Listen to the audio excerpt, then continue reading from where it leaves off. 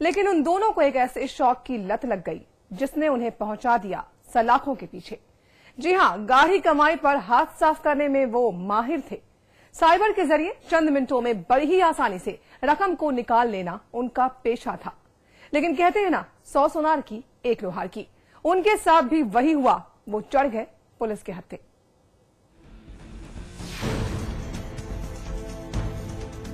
Police के हत्थे चढ़े इन मेहमानों को गौर से देखिए। मुस्कुराहट है, चेहरे पर खौफ का नामो निशान तक नहीं है। बेफिक्र हैं, माथे पर शिकन का एक कतरा भी नहीं है। लगता है जुर्म इन्होंने नहीं बल्कि पुलिस ने किया है, जिन्होंने आम से दिख रहे इन शातिरों को गिरफ्तार किया है। लेकिन जनाब, शातिरों की यही तो पहचान है। अगर कानून का जरा सा भी खौफ होता तो ये उस वारदात को अंजाम ही नहीं देते जो इनकी नजर में शौक है, और अपने इसी शौक के लिए जनता की गाढ़ी कमाई पर चंद मिनटों में ही हाथ साफ कर देते थे। आपने उन पर विश्वास किया, दिया, उन्होंने हमें बैक डोर से ला करके हमें दिया। तो कई तरीके होते हैं उसके लेने के। एक वो तरीका हो गया, बैंक का चाहिए उसका तरीका हो गया, एटीएम में खुद से जाकर लेना, पर तमाम तरीके हैं। किसी तरह से जान लिया उसके बाद? हाँ, बस मेरी जानकारी थी। मैं सिर्फ ऑनलाइन, मतलब मेरा काम था सिर्फ ऑनलाइन सिस्टम पे बैठना, सिस्टम पे यूज करना और उसका परिणाम देना, बस। पुलिस की गिरफ्त में आए इन लोगों का संबंध साइबर क्राइम से है, जो आजमगढ़ में रहकर कंप्यूटर और मोबाइल के जरिए भोली भाली जनता को अपना शिकार बनाते थे।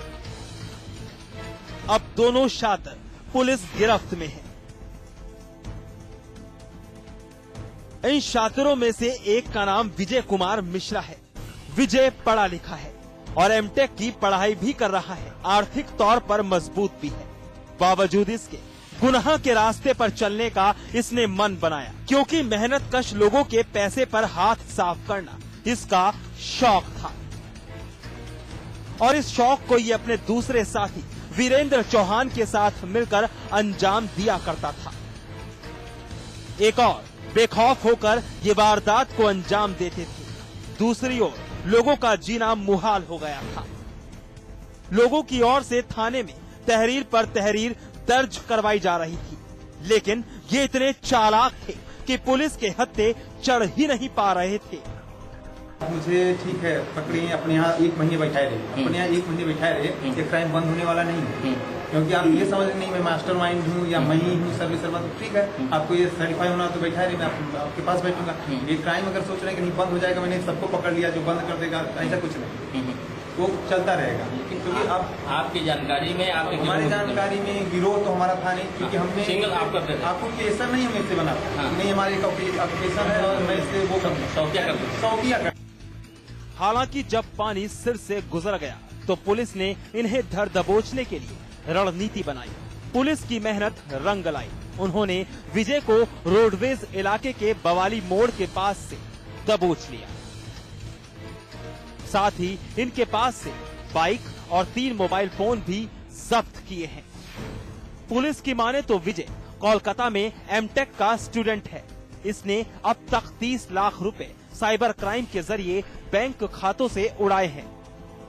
अब विजय बेफिक्र अंदाज में पुलिस को वाकया वारदात की कहानी तफसील से बयां कर रहा है। होता यह है जनरली कि आपका एटीएम कार्ड और पासवर्ड तो ये लोग कहीं से पा जाते हैं, हैक कर लेते हैं, और उसके आधार पर ई बैंकिंग के माध्यम से ई परचेजिंग करते हैं। जिसके अंतर्गत हुआ ये है कि 2 लड़कों को अभी हमने पकड़ा है, काम शुरू हो चुका है। उम्मीद यही जल्दी हम पूरी टीम को पकड़ लेंगे।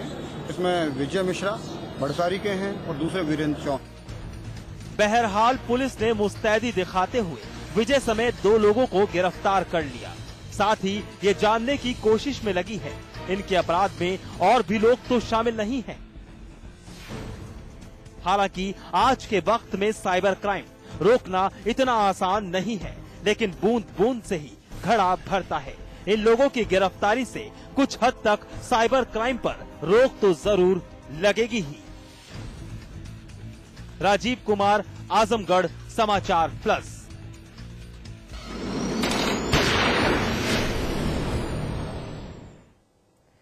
वो बुजुर्ग महिला थी, घर में अकेली रहती थी, किसी से कोई दुश्मनी नहीं थी, बड़े आराम से अपनी जिंदगी जी रही थी। लेकिन वो बन गई एक ऐसी वारदात का शिकार जो वाकई दर्दनाक है। बुजुर्ग महिला पर बेखौफ बदमाशों ने बरपाया कहर। उसका रात के अंधेरे का फायदा उठाकर अपराधियों ने कत्ल कर दिया।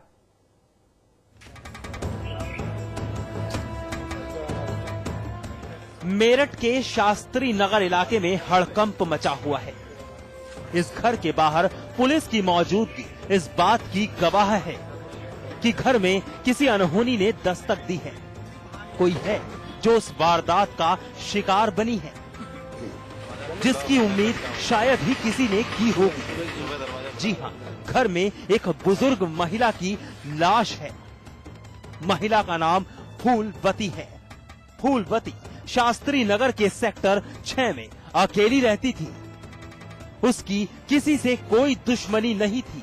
वो बड़े आराम से अपनी जिंदगी को जी रही थी, लेकिन किसी को उसके जीने पर ही एतराज था।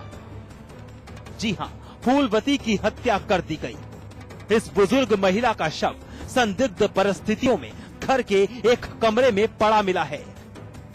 पड़ोसियों की माने तो बुजुर्ग महिला की गले में चुन्नी बंधी हुई थी, जिससे लगता है कि महिला की हत्या की गई है। आपको कैसे पता लगा?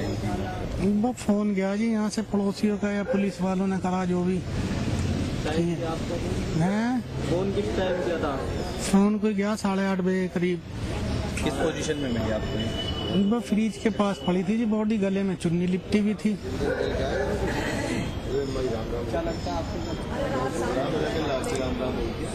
अब ये तो देखने से तो ऐसी लग रहा भैया मर्डर, अब बाकी पोस्टमार्टम के बाद पता चलेगा क्या बात है। लोगों ने आनन फानन में पुलिस को इस बात की सूचना दी। पुलिस अब मौके पर है।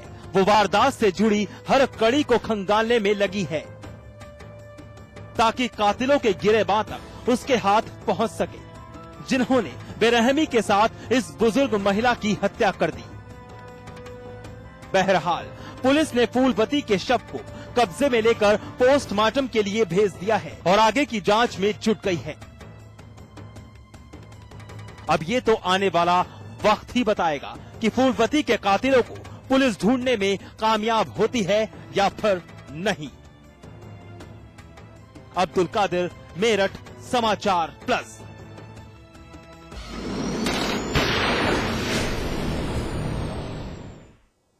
एनकाउंटर में आज बस इतना ही, लेकिन हमारी आपसे एक गुजारिश, मुस्तैद रहिए।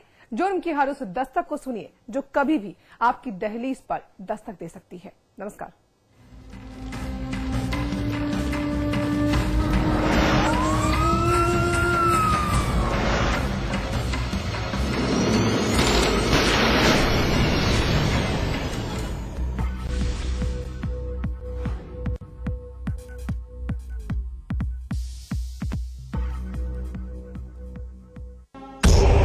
मैं ऐसे लोकतंत्र में विश्वास नहीं करता जो गरीबों की इज्जत करना नहीं जानता। हमारा मूवमेंट जनता के लिए और ओखर अधिकारों की रक्षा के लिए हमन आखिरी दम तक लड़बो। चलो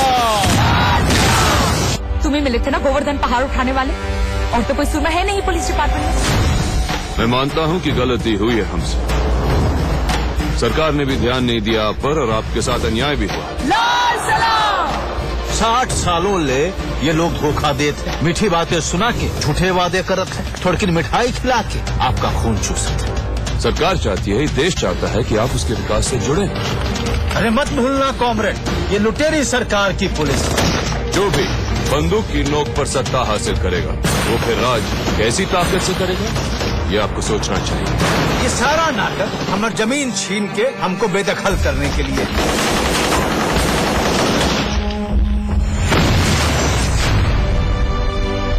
लाश लटका दूंगा उस साले की। तुझे राजन चाहिए ना, मैं दूंगा तुझे राजन। पुलिस लॉकअप से भागकर सीधा जंगल में घुस जाना।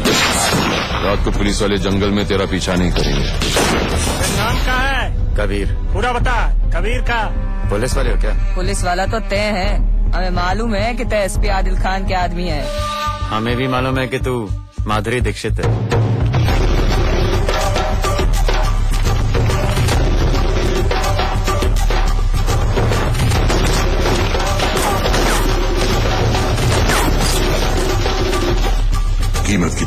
कीजिए। ये लिस्ट है 230 आदिवासी गांवों की जो हमारे प्रोजेक्ट और माइनिंग एरियाज पर बसे हुए हैं। इनको भी खाली करवा दे आप। आपके डंडे के बगैर ये गांव वाले कहाँ हटने वाले हैं? हमारे डंडे कानून और व्यवस्था के लिए, और जिस दिन उसकी जरूरत पड़ेगी अच्छे से इस्तेमाल करेंगे आप। सब मुनाफा देखते हैं, सरकार, पुलिस उन बड़े लोगों के लिए है, आम आदमी के लिए कुछ भी नहीं। इसीलिए तो हम लड़ रहे हैं और पूरी ताकत से लड़ेंगे।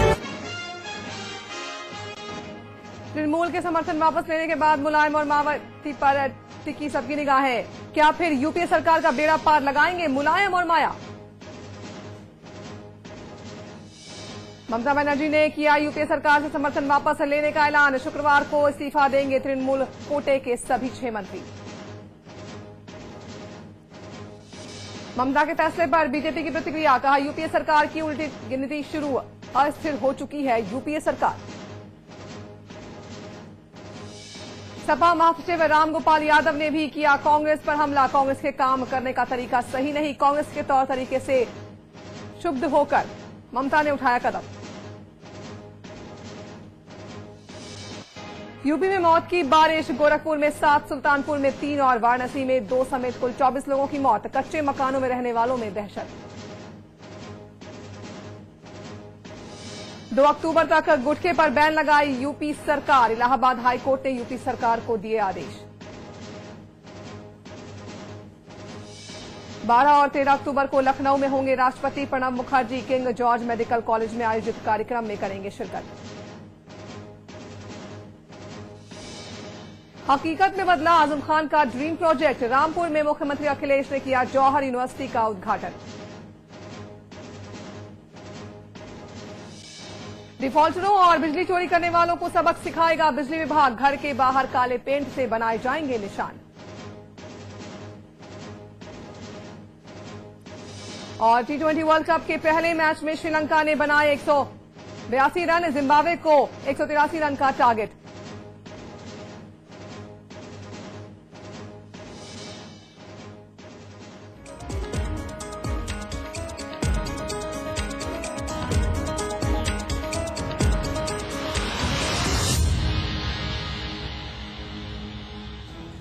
पूरा हो गया कैबिनेट मंत्री आजम खान का सपना।